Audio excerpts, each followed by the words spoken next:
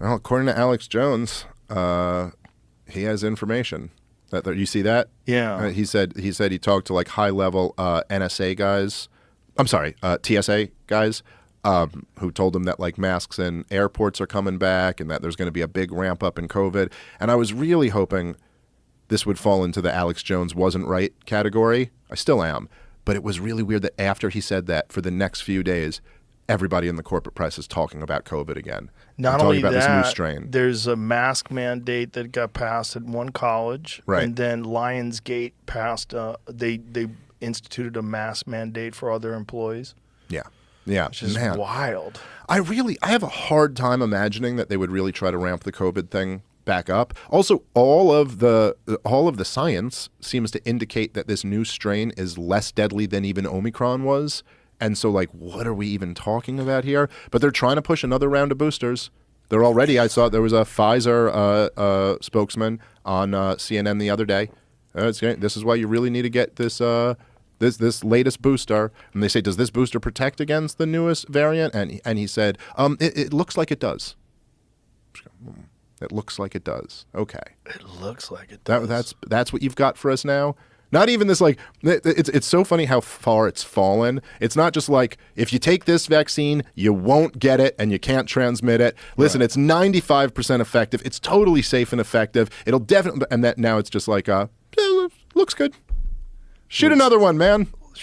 Well, what are the effects of taking 8 mRNA vaccines in 2 years? I don't know. Looks good. Take it. That's where they're at. But there's enough people out there that are just headline readers that are going to listen to that haven't had these discussions, that don't know this information, that are just going to take it. Well, yes, but there are some things that are encouraging. You know, to me, it's very encouraging how much noise RFK's been making, and that he's been, like, even within the Democratic primary, he was polling at like 20% in several polls amongst Democratic voters. Like, okay, that's something.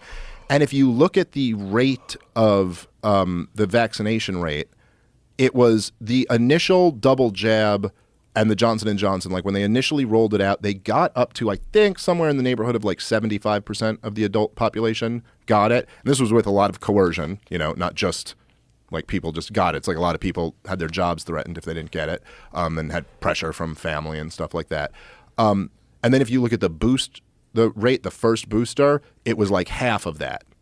And then the next round of boosters, it was like way lower than that. So most of the American people maybe did get the original double jab, but they have not been buying into this like booster regime of like, I have to keep getting more and more. They probably got COVID too. Mm-hmm. And they probably got it pretty bad. You know, it was probably quite a few people at least that got it. I mean, that's the Cleveland Clinic statistics, which are really interesting. That's the study they did on the healthcare workers. It showed that the more jabs you got, the more likely you were to get COVID, which is so crazy. Yeah, which is really scary. And there was a lot of there was a lot of scientific arguments that were made even before that were like, there's a real concern that this is the case. Yeah. That in fact the vaccine is essentially tricking your natural response. Including Hotez said that. And that's one of the things he said while Trump was president. Yeah. You know, which is so fascinating that they can change their ideas about vaccines depending upon who's the president.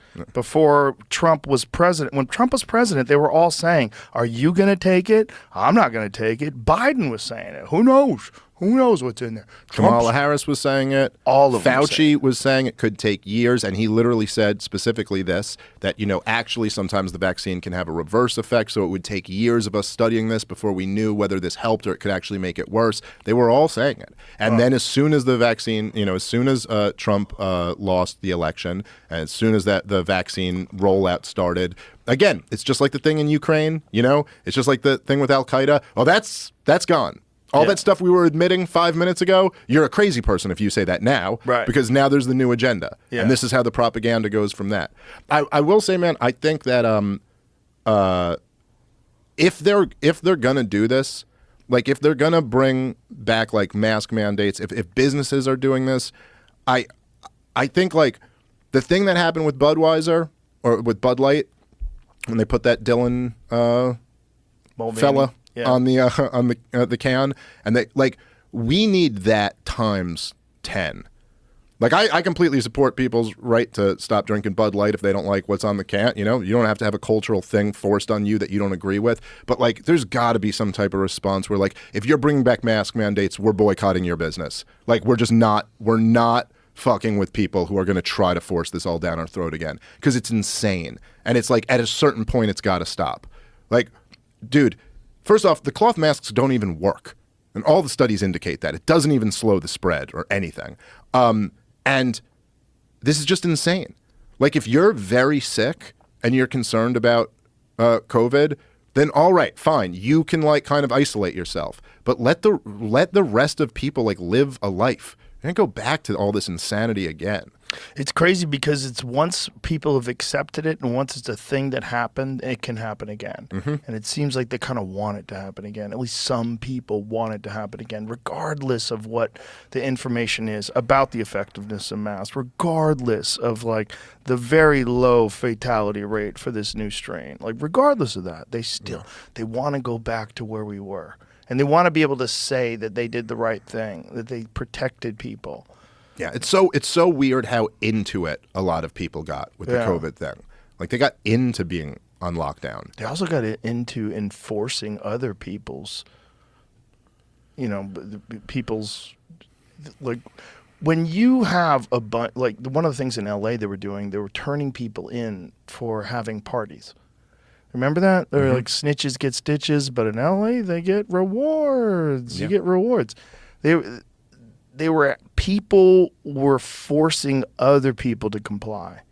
It's really weird. It's weird how that happens. So you get people that act like prison guards, that like they're a little special because they can catch you doing the thing that you shouldn't be doing, that everybody should be fighting back against. Yeah, well, it's like, there were like the Milgram experiments where they get people to zap them until they think they're dead because the person in a white coat tells you to keep zapping them and they're screaming in pain, and most of the people would just keep doing it even after it looked like they were dead.